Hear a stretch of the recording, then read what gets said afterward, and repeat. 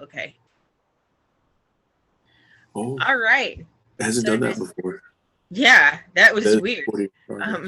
It is I'm all time once again for another episode of Midcard Mana. We got over here, or here, because again, I always point one way and then it ends up reflecting it to the other way.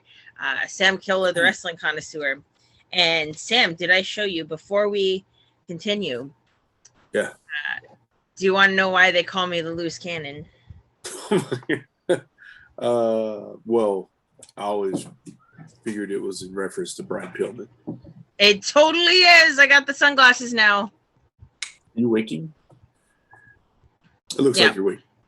Yeah, 100%. Let me just say, in classic mid-card Mana fashion, I'm having a little breakfast, little breakfast snack here. Of eating some tortilla chips. Just so you know. What was it? Was it? Who's just texting us this early in the morning? Okay. Somebody just tooting me. Yeah. All right. So what's up? How's it going? There's so much going on right now in wrestling, so we might have to separate this into two videos.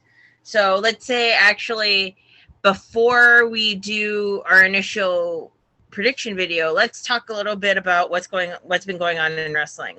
And then the second video, if we happen to get somebody else or another person, then they can join in on the predictions a little bit more easily, maybe. Who knows? We try to have organization here, but it doesn't always work out that way. I don't know what you're talking about. Yeah. So I think the first big thing that I want to get your opinion on is the rumored partnership, right? Forbidden Door stuff between New Japan Pro Wrestling and the WWE.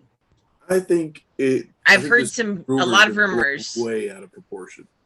I hope so. In my opinion, frankly, personally, I hope so. In my opinion, this was probably a bargaining chip for guys like Daniel Bryan, who they know have other endeavors out there, who want to wrestle in Japan, a couple times a year maybe, or whatever. I think it's a bargaining chip on WWE's end to go, okay, look, we're trying to re-sign these guys like Daniel Bryan, and hey, you re-sign, look, we'll let you go to Japan and wrestle on the Tokyo Dome show. Oh, we got to run in. Hey. But that's my opinion. I think it's totally overblown. Colonel Sanders, I'm so glad you could have joined us today. Anytime. Yeah, I think it was just a bargaining chip because, while everybody's just blowing their gaskets of, oh my God, we're going to get Usos versus GOD, or, we're going to get... Don't get me wrong, would be a dream match, but... It would, but I don't see it happening. For one, we got the amazing off-the-cuff promo from Tony Khan. I don't know if you saw that or not. I thought it was hilarious. I've seen that one. But it's true. It's a little tongue-in-cheek, but it's true. It's like, hey, if this dude's been having negotiations all this time with New Japan, he must be doing some really good stuff because we're already working with him. Impact's working with him. ROH is working with him. Everybody's working with them except WWE. And I mean, from what I've read, it wouldn't be a two-way street, really. It would just be loaning guys out that want to go over there to work, able to go over and work. The way it sounded like it wouldn't be GOD coming to SmackDown to face the Usos or whatever. I mean, anything can happen if money's involved. And certainly if New Japan is looking to get into, American TV, it would probably be a way to go. As I watch Kyle's shirt, anyway, it would possibly be a way to go. Would that attract their TV network in Japan? I don't know. I don't know how they would feel about it. Like here you have the USA NBC network. Would that network in Japan, would they be happy about that? Would that be something that they would look forward to and try to negotiate and move forward with the network? I don't know. I don't even know if that would get involved. Who knows? You know what I mean? If the WWE still had a network, really, that might be something totally different as well. Well, I think they have a network outside of the United States. I think in the US it's been absorbed into Peacock, but I think other places it's still the WWE network in other countries. I don't know how many countries, but I believe that it is still the WWE network when you get outside of the United States. So I don't know how that works. I'm done with that kind of stuff. But my biggest concern, similar to, or I guess kind of related to your concern of how well will it work, how well will it translate, how well will the different styles translate in the different places. Similar to that, my biggest concern is that the people that the WWE doesn't get will be lost or kind of fall to the wayside. People. Well, I think there's some. I think not to focus on certain people, but I think there's some Jay White that could be successful in the WWE. People like even Okada, I think, could be successful short term in the WWE. I don't think they would have a long term plan for him. Right. But then the people that I'm looking at that I love, like Goto, like Ishii, like Taiji Ishimori, these guys that their ring work, do talking for them. They don't really go out there and cut long promos or really any promos at all usually. Right. I feel like they would end up being lost. I don't want to see a day where Taiji Ishimori's running in a crowd going after the 24/7 championship. He's better than that. And that's, to me, my biggest fear, is that if this partnership is true, and this possible partnership is true and it comes to fruition, I should say, I just get really concerned that people like that would fall to the wayside, and that it would be used more as like a way to gut a whole bunch of talent from New Japan.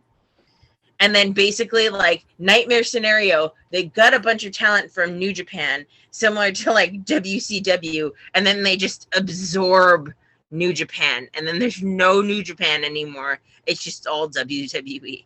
I really can't, because then the Yakuza would come around and just kill Vince McMahon. Perks, but yeah, I really can't see it happening.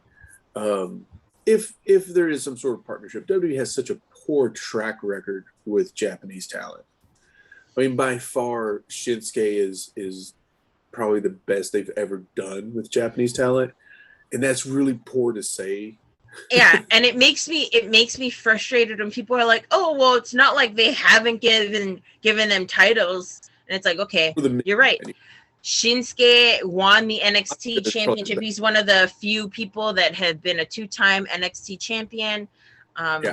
He won the United States Championship up on the main roster. He's very popular and charismatic. He won the Royal Rumble, all that kind of stuff. And then you look at talent like Asuka, right?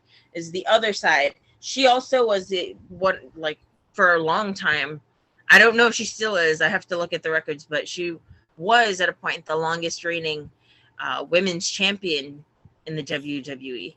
Oh. She had that huge undefeated streak. She lost to Charlotte, which hurt. She's been SmackDown Women's Champion. She's been Raw Women's Champion. She's been Tag Champions. She won Money in the Bank. She won Royal Rumble. But then when you look at how she's used, she's always used as not as less of a champion. She'll hold that title, but she's more of like a gatekeeper in her role. And then I feel like that does her a disservice, because that means that you're more focused about how she gets somebody else over, which of course is something every champion should be considerate of. But I don't know. I feel like it undercuts her, and it makes me sad because it's sort of like, okay, yes, you had given her all these accolades and all of this accommodation or commendations, I should say, not accommodations, but and then you have her lose in like 5 seconds after Charlotte Flair puts on the figure 8. I mean, can you just imagine? Plus, Lacey Evans, this one pissed me off. Lacey Evans called her an animal. So 205 would be dope if WWE just brought in all these Japanese wrestlers, because they wouldn't see them as heavyweights. I mean, right, point blank, 205 would have like 4/5 of the roster from New Japan. Even all these guys who graduated to the heavyweight division over there, WWE wouldn't use them that way, guaranteed. I mean, we have Kent. Look at Kenta. WWE never even considered bringing him to the main roster. So I mean, do we think they would really bring anybody else to the main roster? Would they bring Ishii to the main roster? There's no way. I mean, if they did, it would be something stupid. They would all be like Akira Tozawa's ninjas. And yeah, which terrifies me, honestly. I hate that whole ninja gimmick for Tozawa. Because I'm just like, really couldn't think of anything else for the Japanese guy other than make him a ninja. It gives him something to do, but at the same time, it's like, really, this is the stereotypical gimmick that you're going to give the Japanese guy. Yeah, no, it pissed me off because Tozawa is very un-ninja-like. His whole thing is that he is kind of his he's loud. He's he's more hard hitting than he is fast. He's Dragon Gate, So, he's fast, but like his whole thing is that, he's for being a cruiserweight weight, he's kind of a bruiser.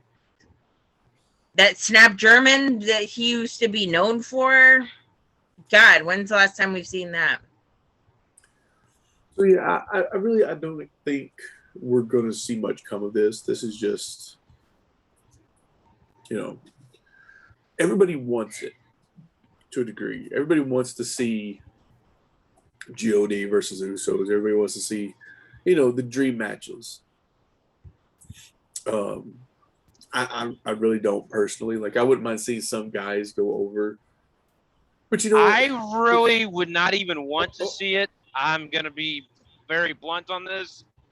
WWE will screw it up the whole way. It would, I don't know.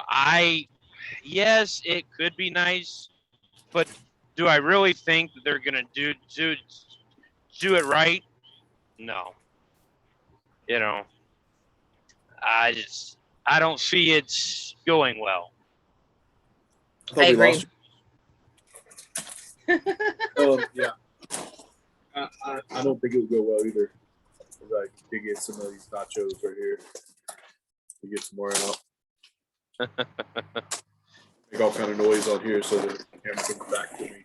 Yeah, I think the best possible way to cross over talent would be to have someone like how Jericho did, have a one-off match, or have I think the best concept I heard is maybe send over Usos to do a World Tag League, or send over Drew McIntyre to run a G1 or something, you know? Yeah.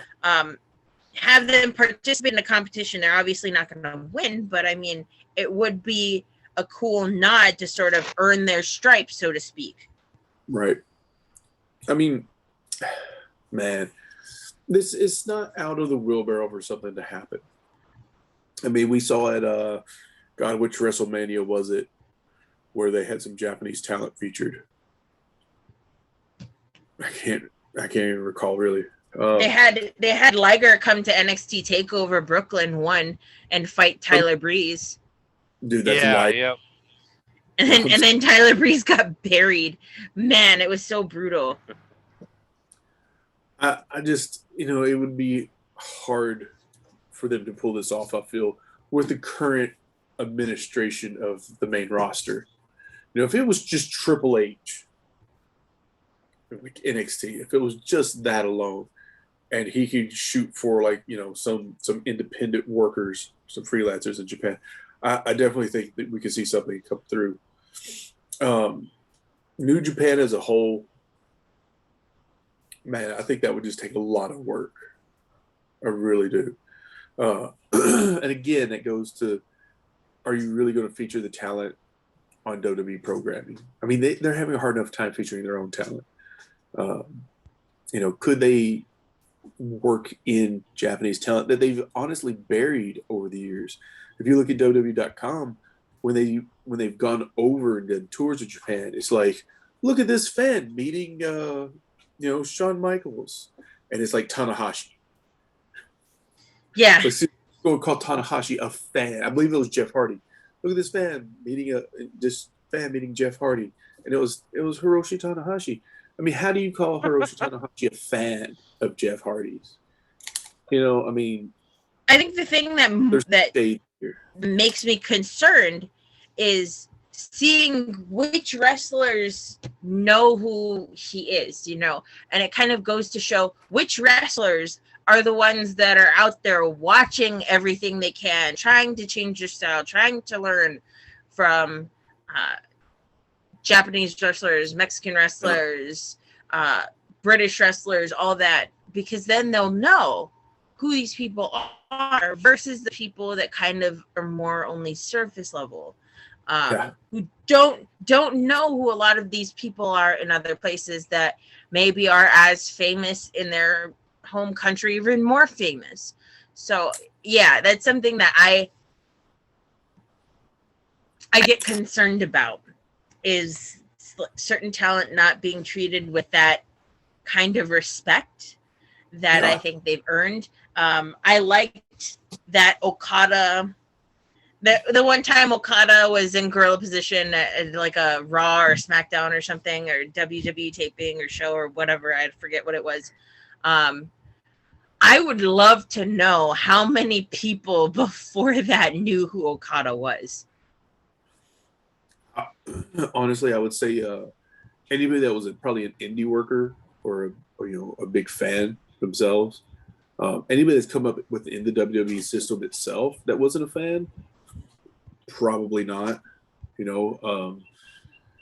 I'd be surprised if a lot of the veteran WWE workers would even know. Do they care to watch wrestling? Do they even watch any wrestling outside of WWE? I would say it's highly doubtful.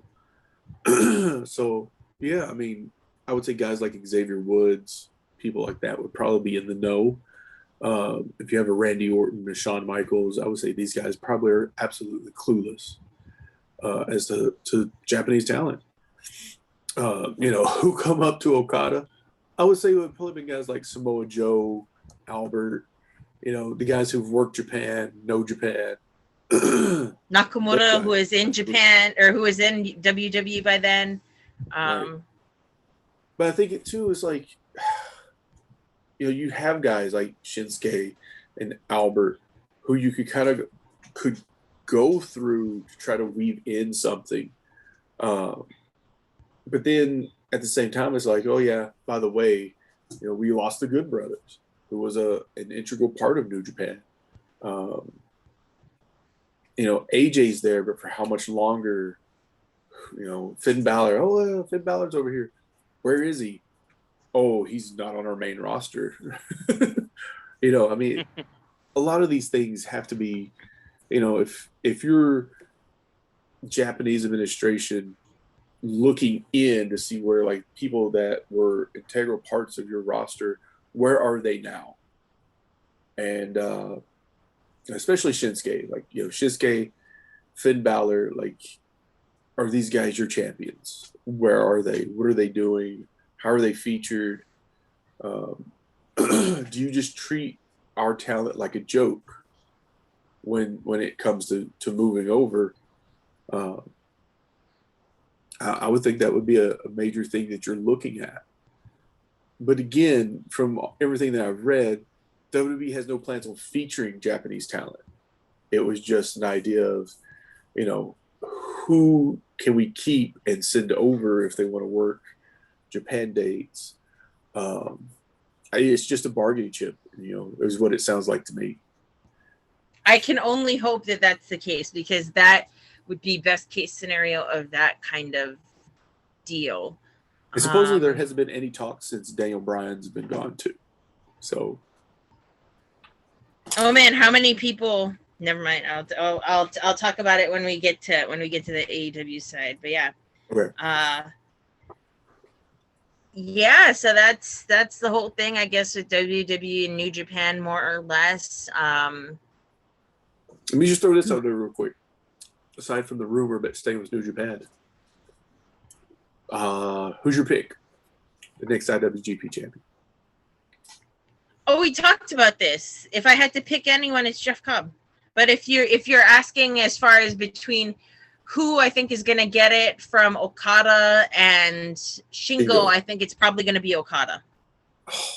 I'm hoping for Shingo. I think it's going to be a fast Okada reign, though. I don't think it's going to be a long Okada reign, because he has other responsibilities with the Olympics, but also because he's still kind of hurt, I think. And he also tested positive for COVID, and this is like his first match back. So a lot of them tested positive. A lot of them did. Okada said he did. Desperado said he did. I don't know any of the other results, but those are two that like explicitly posted on their social media that they tested positive for COVID, and they really felt it. I know Desperado really felt it. He got hit pretty hard, so he's still kind of not at 100% going into what will probably be the title match between him and Yo for the junior heavyweight. That's a shame, and a testament to their commitment too. I mean, it's hard enough for us just to roll out of bed to do this podcast. Yeah. I want to say Shingo. For one, because Okada. I would like it to be Shingo. I think if they can put it on Ospreay, they can definitely put it on Shingo. I think that my I guess, I don't know, reasoning for them putting it on Okada is it's kind of like a reset in a sense. It would be. And I feel like with everything that went on with Will Ospreay, so there's been partial rumors too that he not only hurt himself, but he left Japan to go, I guess, back to the United Kingdom or somewhere. I'm not sure where he went. I don't really follow Ospreay too closely. I think I follow him on Twitter just to get updates on like the not the United Kingdom, but the United Empire and stuff like that. But there have been, I've heard a rumor, I don't know how true it is, but I've heard a rumor that part of it too is just B. Priestley, right, is probably going to NXT UK, and I know their relationship has been shaky since she's left Japan. So some people say he might be going over to NXT UK to go follow her. Maybe fielding offers. I don't know if that's true. I didn't read any specific evidence that said it, but I think some people have a theory that that might be what's going on. I could believe it because it's Osprey, but yeah. So I think that they probably feel like, man, this putting it on Osprey has not worked out the way we wanted it to. It wasn't as big of a heel move as we thought it was going to be. It didn't propel the United Empire as much as we wanted it to. Right. So maybe just a hard reset, put it on Okada, see who around can be pushed fastest to get that title next. Because Shingo, the thing with Shingo is Shingo had not one, but two pretty rough losses clean to Osprey. Yeah. I'm just going to throw this out there. And I don't think it would come off as... I mean, it doesn't even sound great. So let me just say that. But it won't come off as great as it sounds. But I think it's possible we could even see, as you say, Okada wins. Joe comes in as the new leader of United Empire. That's what we all want. And we get Joe versus Okada, and you have the big backstory that Okada was Joe's apprentice in TNA. You have footage available for it, obviously. It would look horrible on that end. But, you know, it would be a storyline, and there's footage you could play up, and, you know, the whole Okada versus Joe, this is the, you know. Joe could really play up that heelness of it, of being like, hey, you know, you are my young boy back in TNA. And Right. when I look at you, I still see that same young boy, no matter all the fancy robes you wear, all that kind of stuff, right? Because Joe's Even just quality great Okada. at being a heel. Yeah. I Yeah, mean, man, huge 100%. He should totally do it. Yeah. I'm just throwing it out there. Although I would love to see Daniel Bryan come in as the United Empire's new leader. I don't think he'd go Not in to against- lead a faction. That's the thing. I think he would go in alone, as the American Dragon. But Joe You know, as the leader would be sweet. Joe's the leader would be Full great. circle.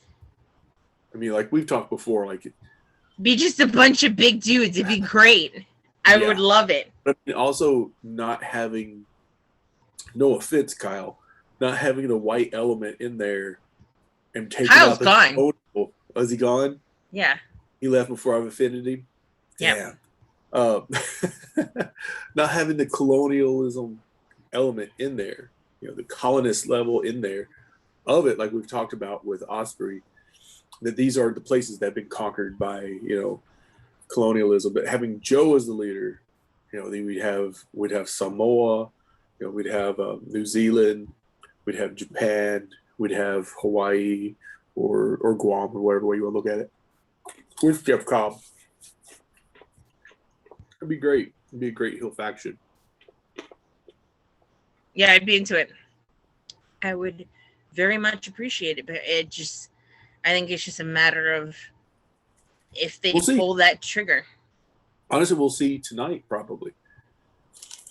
To a certain level, I would think, because we'll touch on AEW in just a moment, but because of that.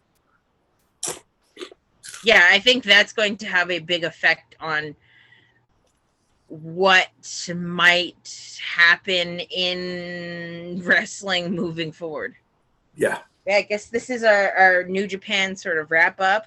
I'm looking forward to Dominion, as I always look forward to Dominion every year. It's their second biggest show besides the Dome in January. I do feel bad that their plans to do Wrestle Dynasty were sidetracked, delayed, outright canceled, more or less, probably. But hopefully things will start to get back on track with New Japan. They did get really hard, or they did get really hit hard with the whole COVID thing. I do feel bad for them, but it looks like everyone that popped up positive is recovered or just about Good. fully recovered. So I'm wondering where it like creeped in at. I mean, we had Vinjuice traveling and some others traveling, so yeah, if it was a matter of travel or if it was just something like I know Japan's vaccination rate is lower than ours. So I don't know if it's maybe something like that, but I suppose we'll see. Anyway, yeah, Yep. this is our new Japan section video, and then we'll do a quick predictions on Double or Nothing, which is today. So this is Midcard Mana signing off on one video.